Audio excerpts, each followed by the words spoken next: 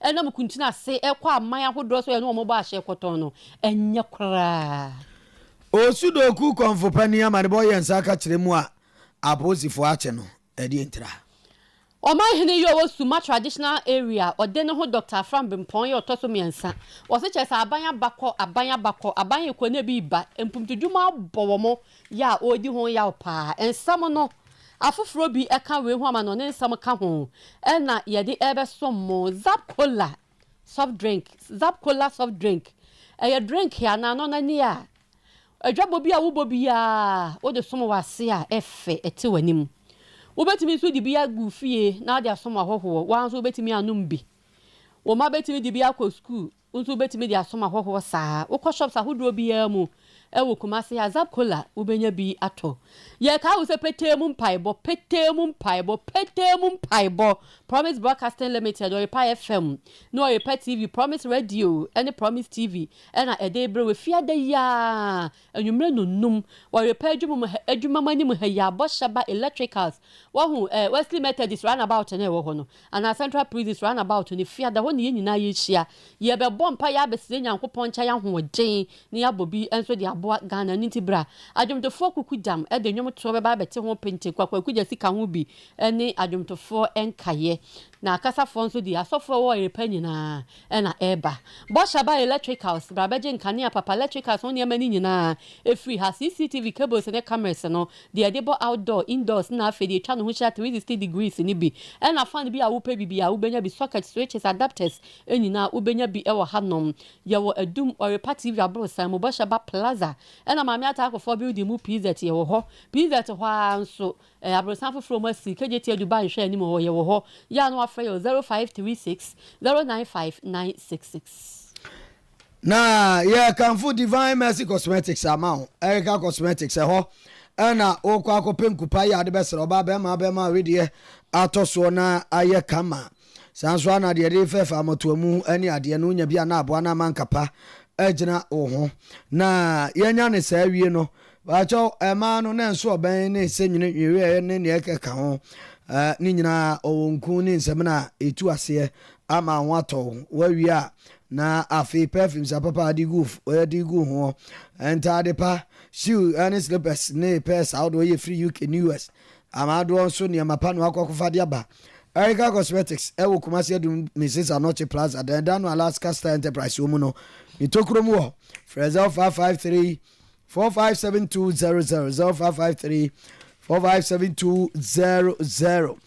Doctor time that's so enie medimafo eba clinic wose yen kanchiro se bomode na ebra na wonsa yade habama nubna na wode etu yade ase yade bi etete wo no anso wode ko Doctor time that's so medimafo eba clinic onom o shebra ato yade enso o hye yade no na wahu bra yi a obetimi di asa no aka kire so yade bi endi bosome na otwumi ensa na ho ato wampa enuro na ekoni nyina so ogina durodi tinyarwa do ye dokoro wodi afa ba bia boka nanso edaso awo fa ko medimafo heba clinic yafo bia wenda so ne Doctor time that's 0244 77 42 82 0244 724282 wo aya achumagogo ana ebuakwa agogo kanjin energetic drinking water the alkaline water numbiai na onumbia kama ene eboa manipadua ti apopa makoma boye sanso a na eboa ni fia odo ni ade atwi free moja numu na moja timi de afrusane wa otita pa wo ya kanje no so no ho ni no bia wo se ewo nsuo bo no kanje ebi ewom enti bomodin pe calcium magnesium potassium ni a ni nyina ashe kanje ma ba cho opeto aton wo pe bi aton na anom brema UGC ana Tafuni Road Abaru Junction onom o Fredia 0241 449191 0241 449191 na kanjen energetic drinking water yenye so onum ne dodo aka ana abo anwumre yi ama ya transe asommo oba dafrin pon ndi metin mene abia Maame efia Nyarko papa bi ansam kire mu siesitie yemfa emamo ene sei aban ya bomoden ya ene wasi adankora edi ama posi adwuma na posi adwuma ene onum adwumafo benya ba bi de ti ato ya ene afie makomako hasa aduonu 320 homes ana wabia no ewo enkran na Tesano Police Training School wonum ana nei IGP dwumadie no ase ode nsem atu dwo se ohwene nsem mampani na adanko akufu ado firi se mampani na adanko akufu ado ne NPP aban wo ya breso no posi dwumakuo onum enyamo esefata akande ahodo biti se moto be se mpem nan ya mampani am ya cha ato apete wo man no afana ahodo nyina ma potifo anya bididi dwuma ne akade do no afeto nchane ababi omdi omti beda kura nso aban abo no modin ya wo ye de obetimi nti posi dwumako mampani na danko akufu ado one ye IGP ni obeka nyina ne se mampani na mamuo emu se mampani waja din kwasi brumeka se legacy se mampani. To let you know, Mr. President, that when we came here this morning and we went around and engaging the people who have come here to witness this function, almost everybody was mesmerized by what they have seen, and it is all because of you, Mr. President. What a legacy. Mr. President, let me highlight a few of the many legacies since your assumption of office you have bestowed on the police service and also to us both from the perspective of law enforcement and our welfare. The first one, Mr. President, is to look at the volume of logistics you have provided to us, prominent among them vehicles including over 4,000 motorbikes spread across the length and breadth of this country. Mr. President, that is historic, and it is one of your legacies that will be forever grateful. The next one, Mr. President, is where we've been able to deploy policing to the doorsteps of communities which have never seen policing, such that now police has come so close to the doorsteps of the communities and the members of the communities in such a way that it has affected the dynamics of crime in this country, and Ghana has become one of the most peaceful countries in the world. What is even important is that beyond the traditional units that we have in the system, Mr. President, through your initiative and leadership, we've been able to establish 181 regional form police units made up of an average of 35 police officers with vehicles and motorbikes dotted in a network fashion across the country, where communities who have never seen policing, where roads, where armed robbers were disturbing, all these places have been covered, and working in unison with other security agencies, we can say that Ghana is at peace with itself when it comes to security. Mr. President, all because of you. Ano to aso se posi wonum asetram yedie welfare tu mpompo ekonanim oman afa na nyina mampani na danko akufado abreso yi. Mr. President, when it comes to welfare, I'll mention intervention fund, where by that establishment on your authority, and which was also commissioned by you or adored by you at the police hospital, every single police officer, irrespective of where you are, your rank, whenever you have any issue of medical and it's work related, you are given the best of treatment wherever it is in this world, be it in Ghana or anywhere, within the shortest possible time. Mr. President, this has led to a situation where almost 20 of our people, both in Ghana and across the world, have received treatment, and all of them have come back still alive, living, and their families enjoying them. Mr. President, that is one of your legacies. We are happy. Mr. President, the last one, there are many, but for want of time, is a legacy of housing. What a wow. What we are witnessing and seeing today is not the first. The first one, the major one, in addition to all what you have done across the country, is the Dominic Wadrinya one, which you commissioned yourself. And now, the second phase of that is also ongoing. And that is historic, and we will forever be grateful. Na no chere se mampani abomodin na aban aya ne woso yema posi dwumako so onum nya ni nyina kora no a akande ne omahi ade dodo no a wonum anya ne de wonum su gyina so ese mampani na danko akufu ato ene Ghana ade sie nyina bose ene wonum so won konkora wode beto ho afia ba ye beto no posifo be hwe kwan bia so se asumdwe be payo. Mr. President, we want to say that we are thankful. But we don't want our thing in words. We want it to be in deeds. And being this, we want it to be seen by all, witnessed by all, so that in our quest to becoming the best institution in the country and a reference point for the rest of the world will come to pass. And we know with you and with your support and the support of your government, we will be able to lay the foundation in such a way that it will be unstoppable in terms of achieving that goal. So what are we committed to, Mr. President? We are committed to going the extra mile to show our appreciation to you by working with the rest of the security agencies to ensure that there is peace, security, law, and order, especially during this election year. And that, Mr. President, we can assure you, we will leave no stone unturned in getting to that destination. And as we do that, Mr. President, we want to assure you two other things. That we will do this by building and not destroying. And we'll do this by uniting within our ranks, within the police service, within our ranks, across the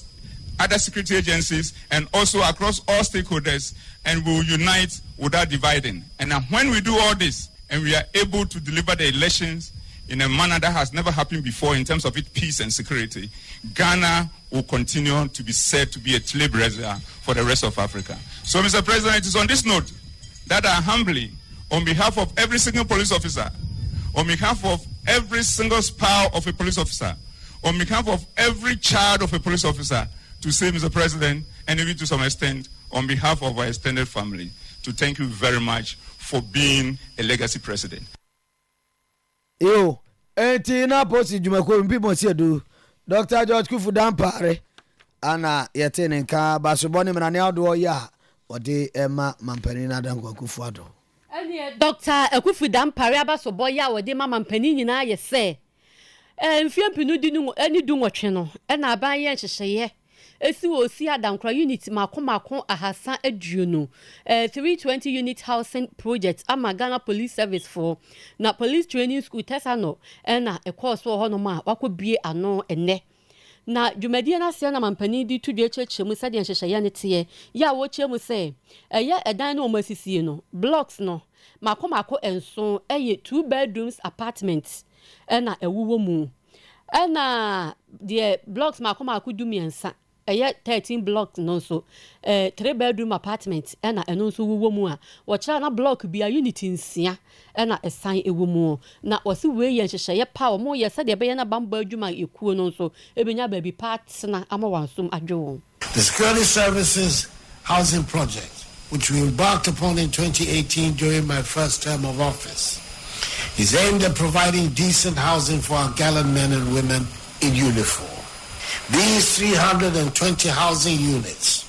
symbolize our resolve to ensuring that those who risk their lives daily to protect us have a safe and comfortable place to call home. Ladies and gentlemen, the importance of adequate housing for our security personnel is self-evident. When our police officers have access to decent accommodation, it enhances their morale and improves considerably their effectiveness in maintaining law and order. Today's commissioning is a clear demonstration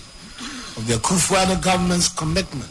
to addressing the housing deficit within the security services. We recognize the challenges faced by our police officers and their families, and we're determined to provide solutions that will alleviate these difficulties. This project is a reflection of our broader agenda to ensure that every Ghanaian, regardless of their professional rank, has access to decent and affordable housing. Ghana mampani na nado danko Akufo-Addo ne yeteye no na wose wogidi se police fo no ebe hwedan ne so yie na so abamfa so bebre na atena ho ache. Ladies and gentlemen, the Security Services Housing Project is part of a comprehensive strategy to enhance the capacity of our security agencies. It goes hand in hand with our efforts to provide modern equipment, advanced training, and better working conditions for our police force. We believe that a holistic approach is necessary to create a robust and effective security system. By addressing the various needs of our security personnel, We're laying a solid foundation for a safer and more secure Ghana. Your collective efforts have ensured the successful completion of these housing units, and I'm confident that the beneficiaries will reciprocate and appreciate and take good care of these facilities. The project is a good example of what can be achieved when we work together towards a common goal. It is a reminder that despite the challenges we may face, we have the capacity to overcome them and create a brighter future for all Ghanaians. To the officers who will soon call these housing units home, I want to say that this is a reward for your loyalty and service to our nation. I'd like to emphasize the government's obligation to supporting our security services. We acknowledge your sacrifices and will continue to invest in your welfare. So let us continue to work together, hand in hand, to build a Ghana of which we can all be proud. A Ghana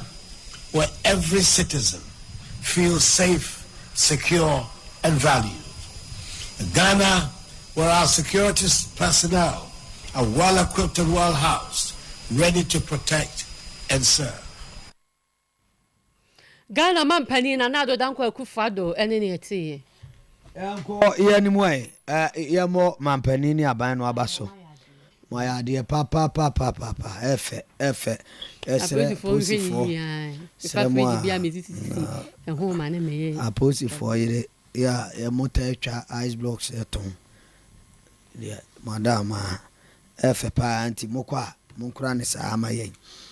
Na mo hu se ba akofo ntem afebo nti di honi. Oba kwa mo bia ba. Yanko ye ni moy. Na ye jiram awo ahim da akrupo abde akiri botam wapu amantam ono nyafo papa amwa ana enei obo yamane na woyebadwa ba assembly member ewo mafo a ema mafo mo asene abato afare num ane san yese asene kuro no wonu suku ye o Anglican JHS akrofo atimi awia ama ese di aduru se suku dan no Oma fro ajina na pampam atutu nchanse afa nchanse ni tokurum abubu ceiling baabi agum atiesi suku danum atwi suku nkonwa edekọ na onyonya fa papa amu a kire se awre ho na asefem yese wodwene wa wonti ase na nya de edikan ni ebire bi atwamu o ma wi suku no femfram ama niema akronfo sesa kwa wono a ana eja ope bi begu wonum emu ani sa asesi biem ne wura ho ne ha adwen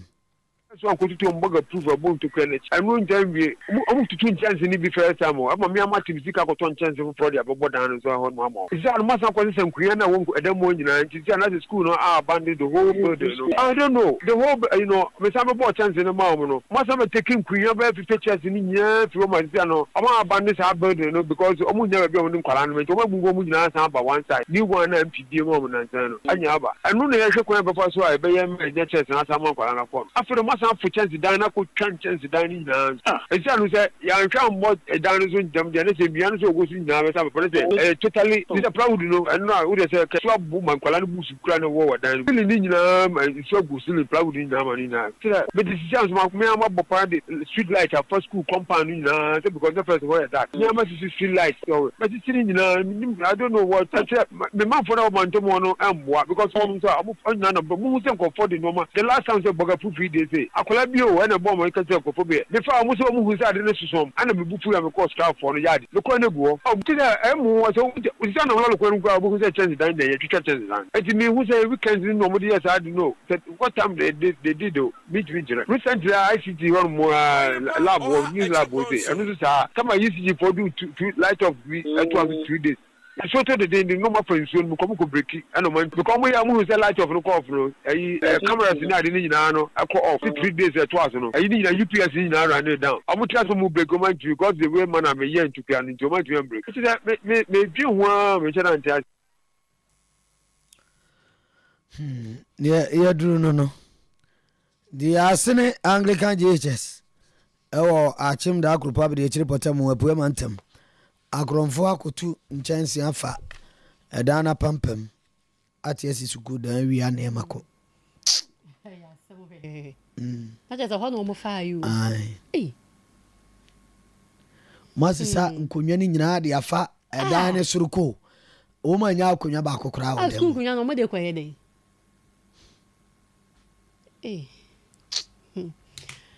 ana swafo hwesi kasam so Dr. Amin Adam ekwamra chebe dwafie ma media budget no wode ho nsem ekotu dwa na wachire mu ade abesi saban ense sika kra no 10 billion Ghana cedis opepepi edu ena wode awura ya kwan emu efri January ya afimu January ya ene akwantuo ho ensem mu na wacheche mu ase abanya sa hayen hyehyɛ yakwa diska ni bia bo nkronkro amamu mpanimfo no eso mo mfa mo nkronkro ahodro no akwan emu wo mamu afa na nyina na saje ode ne nsam tutu dwa no wo se ye hwene ma sika ni bia kokomu na wo se konfa no teaching hospital project omo ye wo ho eguso a ekoso ofa nkonsa wa mu kwan afi kata water supply obechebe lamte and flower pot interchanges enso eka ho ena 3 bypasses ya no so wo Kumasi Accra highway no eso ena tema railway line no ena osaka ya de besi says ye prepare the first international airport wo Kumasi a wo mawie Yakubu Tali International Airport tamale wo mawie agenda 111 na ya sabia hodo no so chese be braka akra esi wo mawie na afari hospital na ya sabia no kra de wo mawie ni nyina ye niema sika no akum. Mr. Speaker, we've invested almost 10 billion Ghana cedis in the road sector since January 2024 to enhance transportation and spur growth. I can also confirm that government has secured equipment to complement the efforts of our local authorities in improving community roads nationwide. Mr. Speaker, in line with our commitment to infrastructure development, we continue to make progress on projects such as Konfanoti Teaching Hospital, Ofanko Nsawam Road, Keta Water Supply, Obichibilamte, and Flower Pot Interchanges, the 3 bypasses on the Kumasi Accra Highway, and the Tema and Pakadam Railway Line. We've completed the Prempeh the First International Airport in Kumasi and the Yakubu Tali International Airport in Tamale. Agenda 111 hospitals are at various stages of completion. We have completed the Afari Hospital in Kumasi and many other hospitals across the country. But I mean, Adam, or my photo sanfo ne ne yete ya no nanso wa wo se de beye na digitalization ho sansam betimi akoso na eniema adanso no aban di sika 135 million no wa ha aduasa enum na national identification program no wo de ahye mafi ya hyase nko a.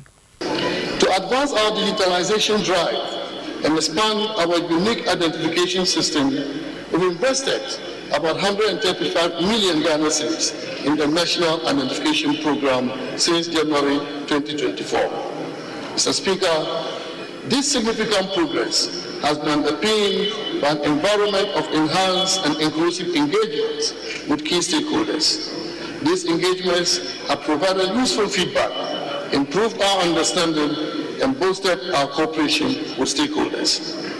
Mr. Speaker, the stabilization is real. We are determined to stay the course on our fiscal consolidation program. Increased attention will continue to be given to prudent management of approved expenditures and improved revenue mobilization. Dr. Amin Adam oye aban sana hene and the media budget and when some course or my shebe film be enon. Ana watu aso se o mangana na mado ya yetu se yesikasem basic kwantama mu na fantampa fra na o man no awoto atumi aba wo se anamo ya aban tu ye no anamo pa na aban tu ya kire se hyehyɛ pa no ahya ase ya eso aba eno no atim se akan bi amanei o mangana ene yesikasem ni nyini eye economy no growth said the kwasibroni kano no kobro said ye ani buye eso exceeding expectation na said ye osi eto ano kire mu fa ye de ko wie se yankropon ye adom kura no a ene enche o man no ibun sampa sesapa aba e wo sikasem yendie. Mr. Speaker, over the last 2 years, government has embarked on a number of measures to get us back on the path of fiscal consolidation, economic stability, and growth. And I'm happy to note that these policies we have implemented are yielding the expected results. Growth continues to exceed expectations. The 4.7% growth rate reported by the Ghana Statistical Service for the first quarter 2024 exceeds the 3.1% recorded in the same period in 2023. Inflation is declining. End June inflation rate of 22.8%, a reduction of 31 percentage points from the December 2022, which confirms the target of 15% by end 2024 is possible. Exchange rate has largely died compared to 2022, despite the recent pressures. The 18.6% depreciation rate to the US dollar as of June 2024 represents an improvement over the 22% recorded for the same period last year. And gross international reserves reached 3.1 months of import cover as at end June 2024, against 2.5 months of import cover in the same period last year. Mr. Speaker, it is evident that we are on the right trajectory. The economy is rebounding stronger than anticipated. The choices we've made and the policies we are implementing are yielding results. We've reversed the negative trends. All the indicators are looking better. Yo, na otwa so Eurobond nso nsem kakra kire mu se eze nyame adom Eurobond no ne yeda won saye mu aban ne onum awie ho komodi ane ade nyina ma nyankropon ya adom a enche na Eurobond no ne America wonum chopa abo dollars ya yamfiansa montesio mun kan na asene 13.1 billion US dollars o pepe abrabunu no dumiensa achiripo baako America dodem osi nyame adom enche yensa beka ne yensa kan sa no a ebeboa ma wo mangana yaka yedede ene America dollar no wo pepe 9 achiripo enso 4.7 billion US dollars iya de becha yen kura yebetwam na asato aso ama afimpinu adikosi afimpinu ene aduonu sia 2023 and 2026 ka wose yetua bosia abo nisika ajeje wose yetua sa emre no emu ebi o yetua America dollar pepe na chiripo 4.4 billion dollars enso nyankropon ya atom na Eurobond runya fruto sa no a yebenya ahohan ewom. I am again happy to inform this August House that with the support of His Excellency the President, Cabinet, and all stakeholders, we have successfully concluded the second review of our extended credit facility with the International Monetary Fund, which led to the disbursement of the third tranche of $360 million, bringing total disbursement to about $1.6 billion. We have completed the debt restructuring program with the Official Creditor Committee of Ghana, covering $5.1 billion, resulting in approximately $2.8 billion of debt service relief. This means that we will not service our debt to our official creditors from 2023 to 2026. We have concluded negotiations with our Eurobond holders, covering $13.1 billion, which will lead to a cancellation of $4.7 billion of our debt and provide debt service relief of another $4.4 billion between 2023 and 2026. We've concluded our negotiations with 5 of the 7 independent power producers, which will lead to a saving of $6.6 billion over the remaining lifetime of the power purchase agreements. Dr. Amin Andam ye omanga na foto samfo nene ana yatemra shejo fiumu. Ya demo kwa danse nof mensimu. Omanfo anatememufo mu wodom pass agogo so number 2. Aye ya kyerene e de atia MPP aban yi. Omasemu nyina ne se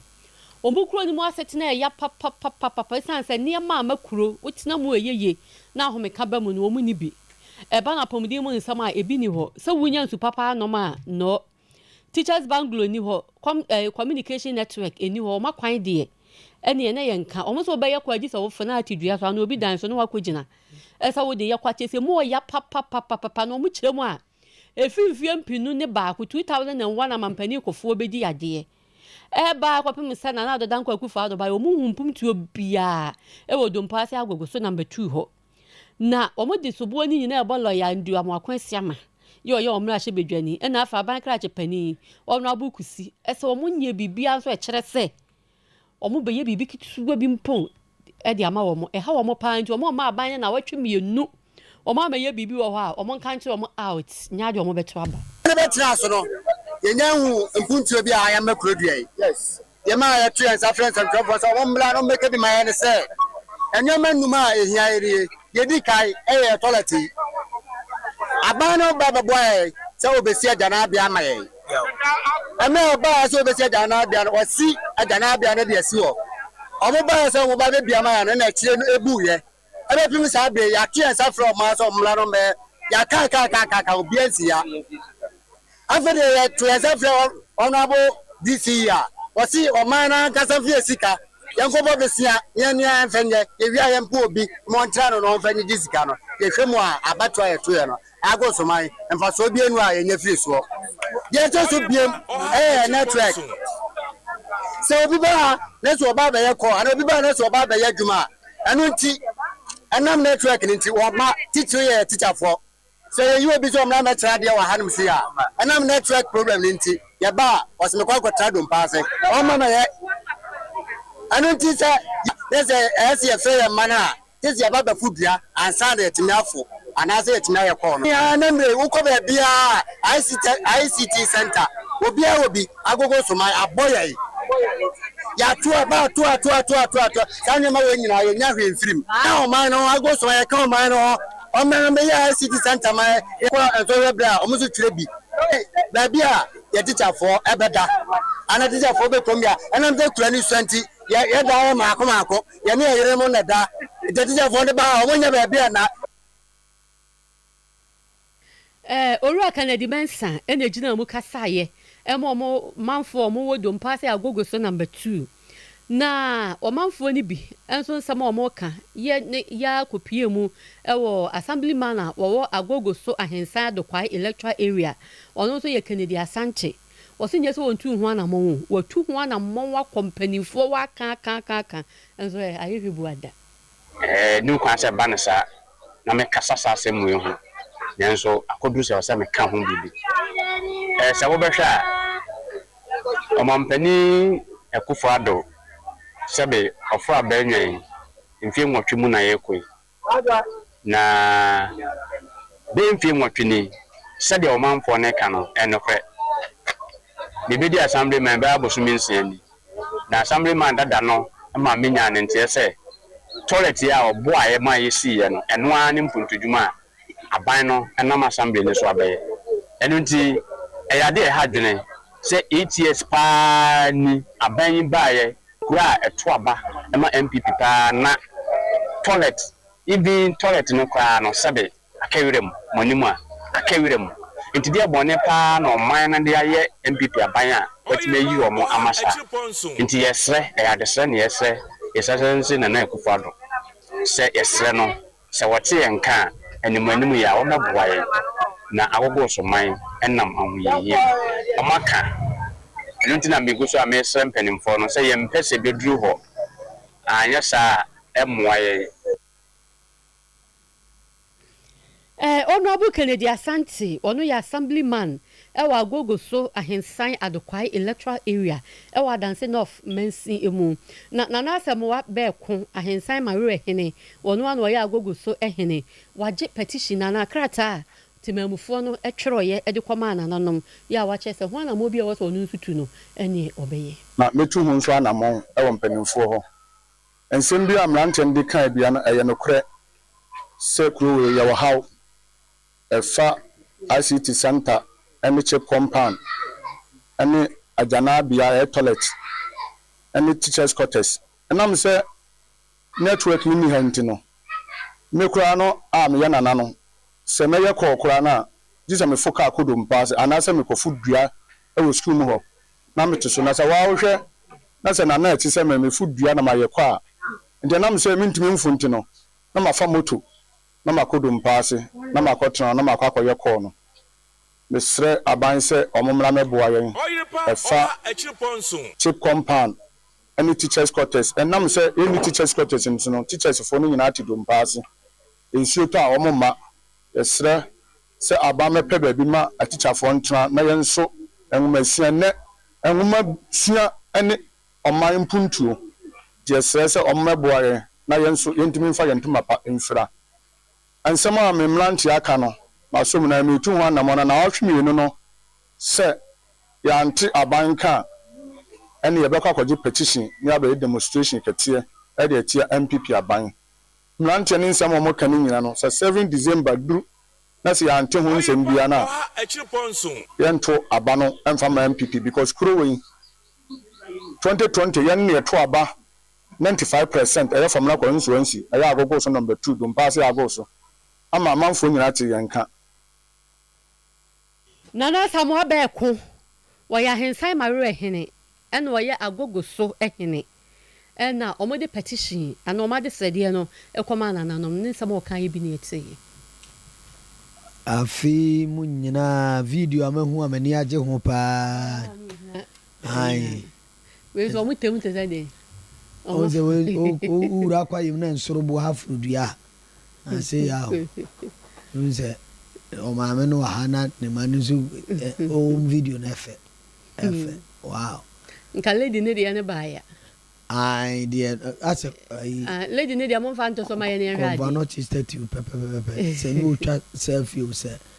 na o ye den yo. In fact, o mo demonstration na efe. So far demonstration videos amahu na fi wait so. Yanko yanimu ai. Yadi akwa kopie mu a ewo wa na yikoko gina wa no ana oyipopro ya wa o ma for da won ma no na afu se ni seidu purple ya wotoso enan wode nsem tudwa na ochirim se sei ayeye na ho mete akunkum ya ekoso ewo wa ne mpotemo na se ntem nko ano jese nipa be se dunson ani yakunkum wonum na ne twato a na nse ba ebi ma biem e wo wa potem wonum no no ye obi a yehu no droba ni bi a yehu no na yakunu atwa ne minimu ate ne hoho ya na woda ka bito ya won sema ye deja ha ne ade ne no na Dr. Mahmoud Bawumia o mangana ye mampani abedi akire no Frank Atufo MNPP obo ne ntoa ogogo pie mu e wo na fusenu seidu purple ya otoso na ahimfie na fa kwanya na wo sra de se ne akoso wo ne nsase so wa kunkum Dr. Mahmoud Bawumia ohia ne mo apa. May Your Excellency permit me at this juncture to address the most pressing issue which refuses to be solved now. This particular visit of yours comes at a time when we are grappling with a resurgence of the disturbing trend of serial killings of watchmen in Wa, a recurrence of the tragic events of 2022. We are deeply concerned about the safety and security of our people, particularly the vulnerable watchmen who work tirelessly to protect our communities. As chairman of the Ghana Police Council, Your Excellency, we implore you to use your office to enhance the capacity of the Wa and Upper West Police Command. We urgently need additional men and logistics, such as patrol vehicles, to effectively address the current security challenges we face. We believe that with your support, we can strengthen the police presence in Wa and the Upper West region and ensure the safety and well-being of our people. Your Excellency, as part of measures that we as traditional authorities are taking to complement the efforts of the Regional Security Council and the Municipal Security Council under the circumstances, I intend to launch a general appeal in the coming days for individuals and groups to contribute their quota either in cash or in kind to enable us support and energize the operations of a neighborhood watch committee that I commissioned to assist the security services towards apprehending the perpetrators of this heinous crime against us. And I am confident that Your Excellency would not mind lending us a hand in that regard. We wahin popro na fuseni sedu pepo ya otoso enane na Dr. Mahmoud Bawumia mampani abdi ya chira uhim franka ama NPP afia ba yebe kwa kotuo no emu adi nse tujanu wechirim se o na fuseni kana kuma ntoni yam na wansa asesu mpuntu odi afekura ne nam kwa emu ba ya umbenya no dodo pa wo ono na memu nti wonum tanachi no muntu aba no nso eba no. I believe that the North and the Wa State will benefit more from 8 years of a Bawumia presidency than 4 years of the other option. So I am making a plea that we should look at this carefully. When the presidency leaves the North, it may not come back for a very long time. A very long time. So if we have a chance to get the presidency, let us look at somebody who has already done a lot of work and shows that if he is president, he can do more. And let us get it for 8 years and help this country. I am therefore pleading that in your prayers and your support, you help me to sit on that seat. Then you know you have your own son in the seat as president of the Republic of Ghana. And I will do everything to support the development of the Wa State. We are already doing a bit. There's going to be a lot more done if you give me the opportunity. And I will continue to come back here time and time again, even when I am president. You will still be my father, and I will keep coming home as your son. Dr. Mahmoud Bawumia tu franka ama MPP amanyoku afia ba yebe kwa koto no nene eni ati. Apresifo ya wo mo work tifido po ya mantam ya ahye so. Boda no so na chese boga tanga efam ho. En wo mo kasa chemu so wo ya asase ye fertilizer. Sade Ghana fo binom. Anaso wo manfo ama ho kwan ama mo nam kuntun asede kwa aman hodro a ye ne wo mo ebo hye so ekoton no. Enye kora na eha wo man no. Omudi atudwa cheche mu se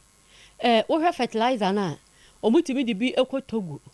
ebi ekọ Niger Mali Burkina Faso ho ankasa omuni apa east no enso ebo ehye no na de woka no wachemu nyina ne se empanifo hwe no munsi saade ano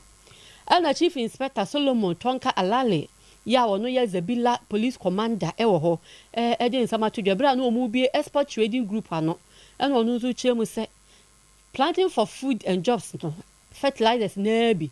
but makoma adunum ene chinkofo bi se omode fa kuntan ase ankomo koton. We are living in the border country, or we are sharing neighbors with other border towns, and the company should not use this opportunity to smuggle fertilizer or farm inputs across our borders, because maybe the price there might be higher than in Ghana. They must regulate within the district and support the farmers within the Zibila or the Kusak district, so that at least we'll all live by the rules of this country. I must also recommend them once again for bringing this to the doorstep of our farmers in Boku West. Thank you. Chief Inspector Solomon Tonka Alale ya Zabila oye police commander wo ho ene na yete no na Boku West District Chief Executive Honorable Daniel Anania Atampuba ena onu nso chiemu se enwomesua de kwadwuma ehu hia pa ne mfaso wo so enti mansin no enso mu yie no mu nya ni yie na ebeboa ama kom eni wo hia ase atu. Because of the white volta, it has attracted most of the young men and women to go into dry season farming. Our challenge is the farm inputs and the seed, access to farm input and seed. And we are very grateful that ETG Inputs Limited is in Boku West here. It has come to facilitate so that farmers can have access to farm inputs to extend their farmlands and also cultivate their farms on time. I know their existence in the Boku West district will be a blessing to us. Let's try to cooperate with them. Let's try to patronize them. Others are already in the system, in the market. They have not come to disadvantage you. Boku West District Chief Executive Honorable Daniel Anania Tampuba, any na Agriculture Extension Officer Douglas Akogu, and so no watch him say, "Hi, pa se and Tuano Roberts are with size no Anania ma, omudi shiv for fertilizers no ewu woman no, omudi adi omuju meri no omujana de dabasa emwa pomidinso." Especially the chemicals, we should protect ourselves well. Gather the containers, even if we don't know where to leave them. Let's bring them back to input ETG, maybe, so that they will collect it. Whatever they can send and dispose of it, it will find, so that our people cannot even find its way into their water bodies and then pollute our water bodies. And it's a warning for us at the department, because everywhere, as we are growing, if you go into any community, you see them lying down, and when it rains, it's carrying it to the downstream. And not all of us have access to improved water. We still drink water, especially on the farms, in the ponds and water streams running around. And if those water bodies are polluted, what are we doing to ourselves? We are harming ourselves. And already we are told the life expectancy rate is low. It's about 60. Maybe health services can tell me. Agriculture Extension Officer, omo boy kuafo ewo kuadwuma mu kyerɛkyerɛ omo ni omo nyama kuadwuma ntumpon Douglas Akugo ena yete Osudoku ane enya tiese konfu pani bi owo aposifo ye wo afie nya akofa no na ye de enkyeremu eba Faith Mobile Clinic ni ye kanfo de ma se no nketingeti fie ko yare bi atete wo obehwe na wahu yare no ha wo odi fidie behu ba bi ehye enura wose wonfa ma na odi wa moja atwa nduru na ma nduru ni ha ba mani nu bran ye achonti hwe Faith ekira ko ebebo papa esamu futuo wa didiem ni ate yare no stroke ene awomo how fibroid ene pressure afei ni awaye bere wompem oba be ma ya ni ma nko ye mpem oba fitikomo how ene stomach ulcer ani asma nyarwa de wa tutuo ani ade nyina hinema kokobin 18 mu o freza 244 672 0246 728675 0246 7286 75 yantwa kasienso na yenko yanim ya biemosu doku nanom atrankonwa wonum aseso amane boy yensa ka kire mosu doku atrankonwa no ene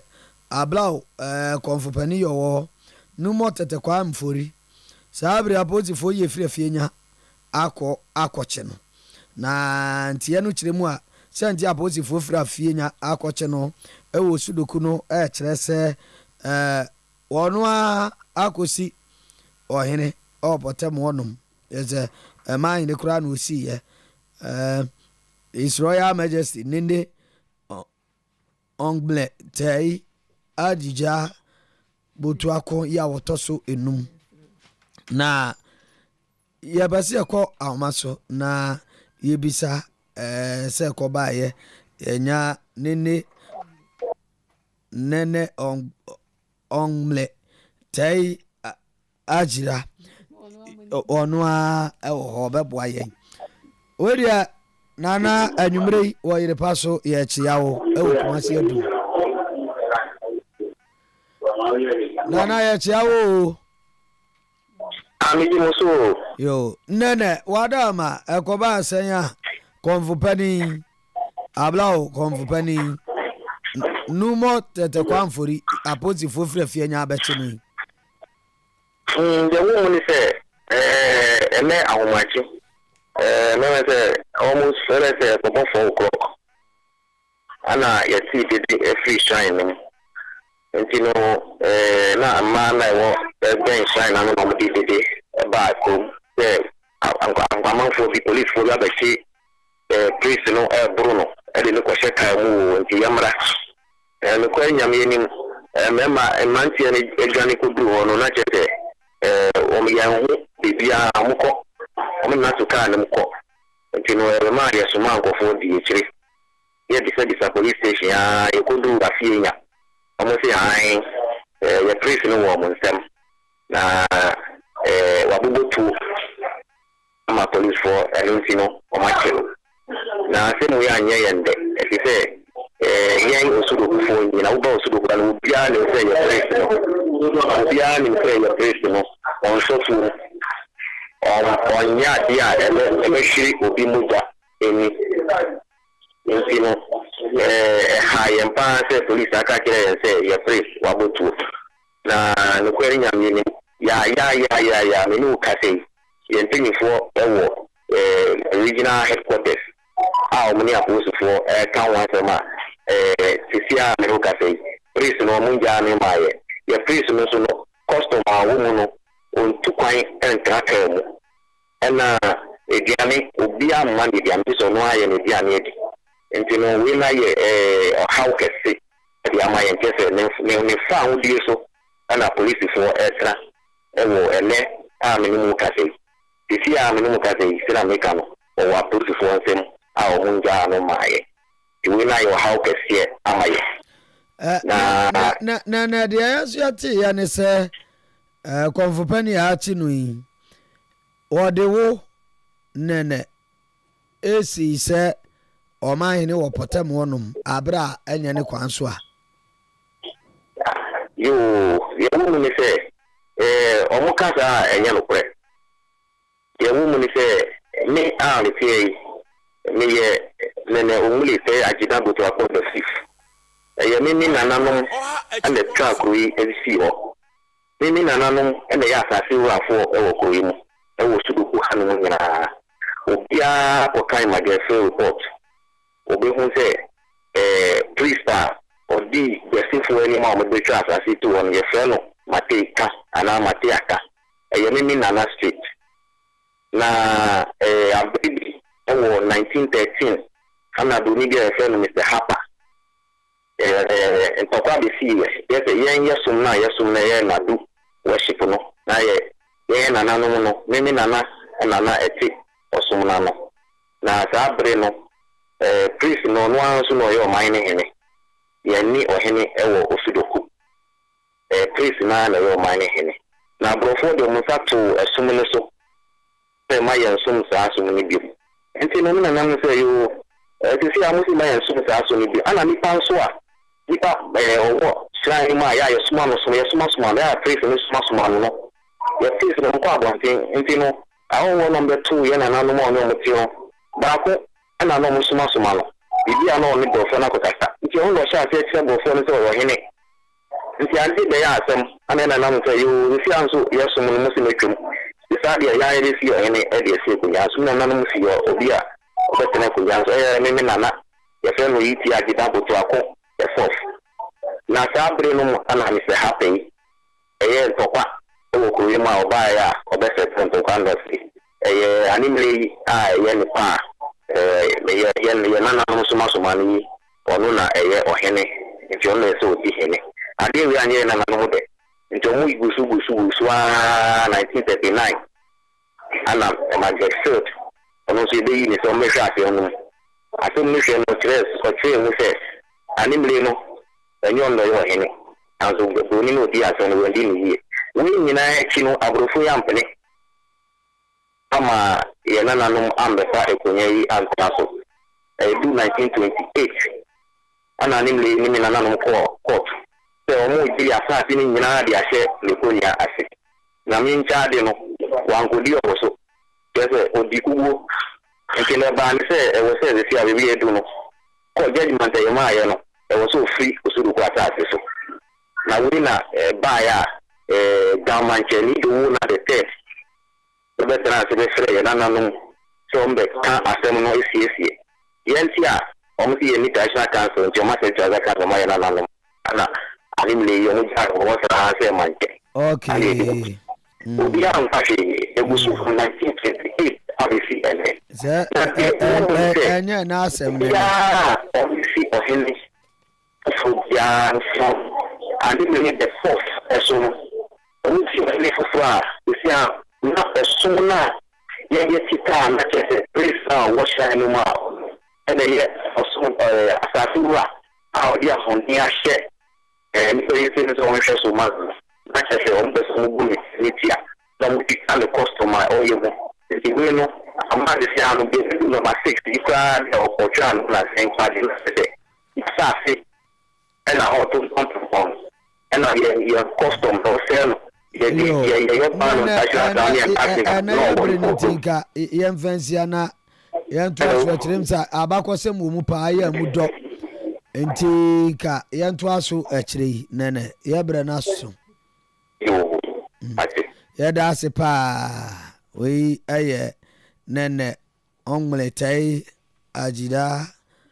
botu akon ya otoso num Condis ni ye kan for the ama obi ase se upe hotel la edi mu pa wo Kumasi bi ye kan ho bi pa ya chese ukọ no ma wo ho jojo asomdue mu ankasa wo mu rooms no mo was standard eye one bedroom suite ni bi superior one bedroom suite e wo ho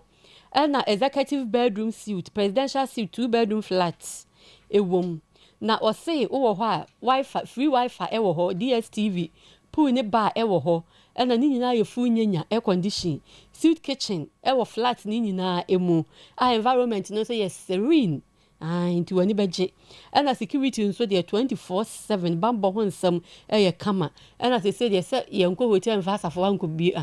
into ye smart card key no